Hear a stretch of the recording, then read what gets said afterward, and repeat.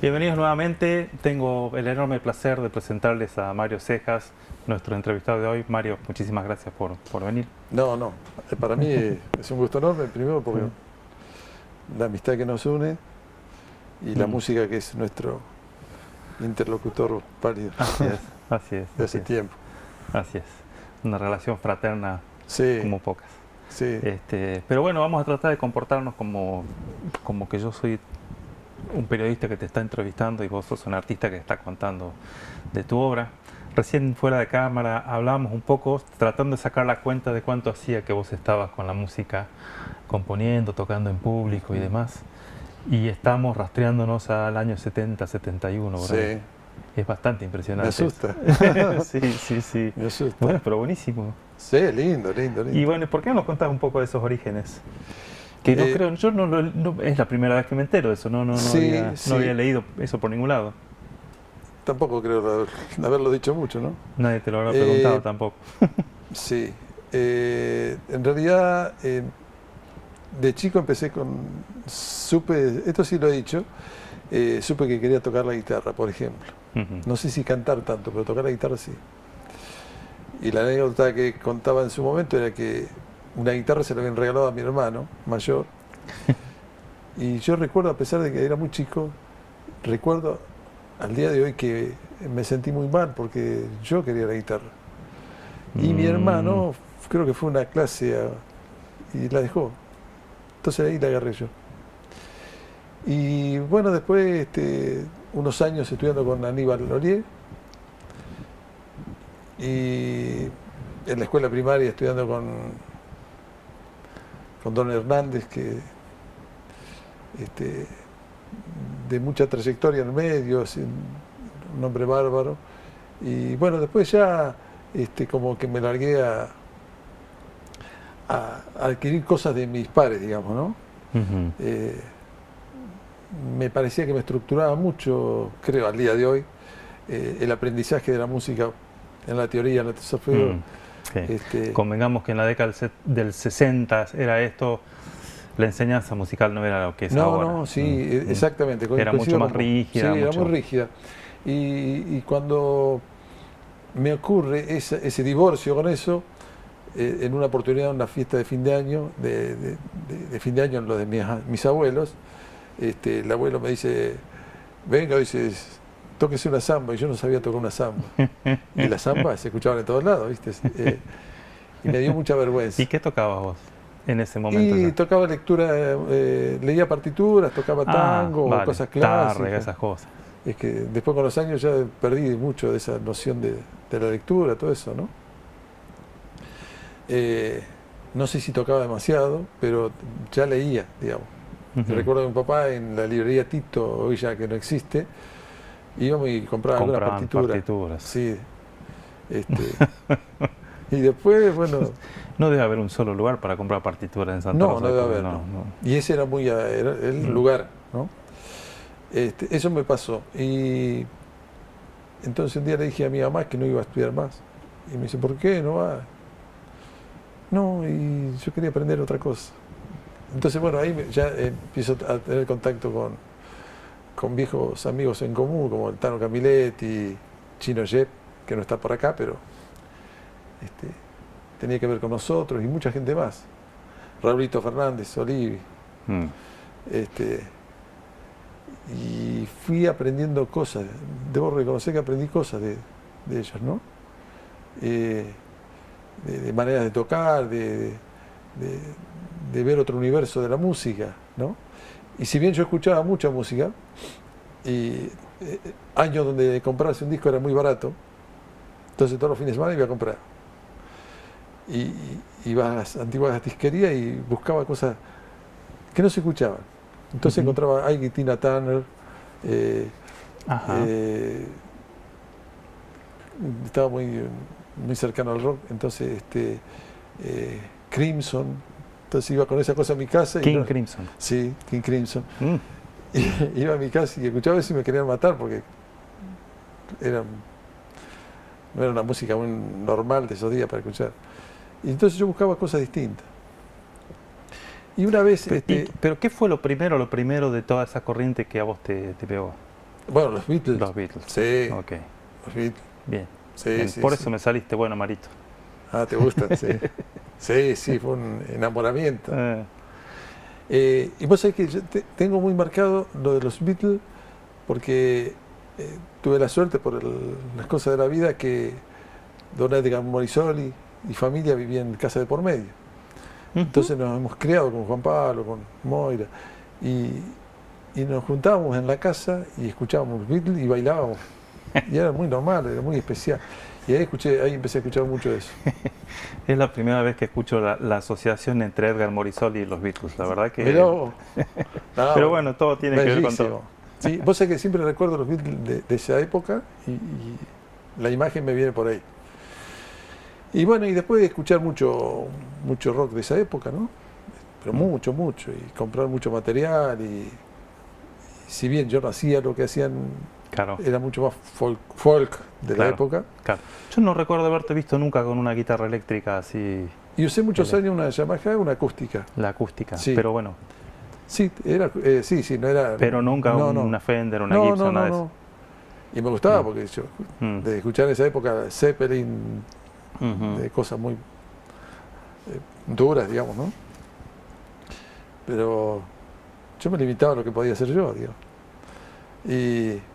Y bueno, todo eso, por eso al día de hoy fui pasando por mucho proceso de cosas donde he mezclado, he fusionado, porque no tenía necesidad de atarme a nada. Entonces empecé a escuchar folclore regional.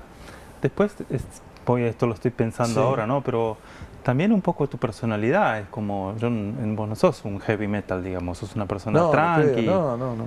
es bastante natural que tiendas hacia una música más acústica, más Sí. pastoral, por ahí decirlo, de esa manera. Y fui muchos años de pelo largo, muy largo, Claro. larguísimo. Pero, mira, recuerdo, creo que la primera canción que hice estaba muy influenciado por Papo, Ujú, y fue un blues muy Papo. Esa ujú. fue la primera canción que hice. Después ya no, fue otra cosa. Después ya con Raulito empezamos a hacer algunas cosas, con Raulito Fernández, ya muy acústicas, digamos, también. Ujú. Este, Notable que tu sociedad musical con él data de esa época, ¿no? Sí, sí, Principios sí. de los 70. 70. Sí, 70. Por eso ha calado mucho, porque hemos compartido muchas horas de tocar en mi casa, en la casa de él. Muchas horas, pasar un día tocando todo el día completo. Y bueno, vos lo conociste muy bien. Los conocí a los dos el mismo Sí. día en la casa de los padres de Raúl, que todavía vivían ahí, Sí. en Alisandro de la Torre, si no me equivoco. Alem. Ujú. Y estaban ensayando ustedes, Sí. me acuerdo, año 83, Sí, puede ser, sí. 84. Mm, Sí. Qué sé yo, ha habido un largo recorrido. Si me pongo, ahora me estoy pensando, sí.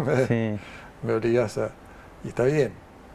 Eh, ¿Te quedan en tu repertorio algunas canciones de aquella época? Pienso, Raúl siempre siguió tocando, no recuerdo el nombre de la canción, la que habla de desde mi ventana, se llamaba. sí.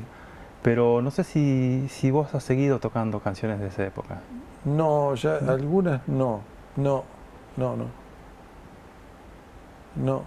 Ujú, No, miento. Algunas sí. Caso de que fue la primera cosa que yo hice con un aire, digamos, folclórico, ujú. que fue Pulirse de Vientos, Mm. que la letra era de Eduardo Vinardo. Y un día leyéndola, Mirá, leyendo una carpeta de cosas que me mostraba así, le digo, esto tiene música. No sé, ¿viste cuando vos decís esto tiene música? Y se me ocurrió eso. No sé, podría haber sido otra música, ¿no? Fue eso. Y aún hoy la sigo tocando esa. Y quizás haya algunas cositas más dando vuelta. Pero ya hay muchas canciones que no recuerdo. Las he suplantado por otras, digamos. claro. Bien, y tu fusión con el folclore depende de esa época, porque vos tenés muchas cosas Sí, de fusión folclórica. sí. Y tenés como una Yo siempre digo, ¿no? En tu estilo de composición hay una serie de secuencias armónicas que vos usas que son bastante inusuales para el género y que yo creo que el único referente en el que puedo pensar que trabaja de esa manera cuando compone es Lito Nebbia. No sé si Ajá. te sentís muy identificado con eso. Es una buena pregunta en realidad. ¿Con quién te sentís identificado de los compositores históricos acá del país? Y bueno, Nebbia, nosotros era una época donde nos llevaba mucho escuchábamos mucho con Raúl, incluso cantábamos algunas canciones.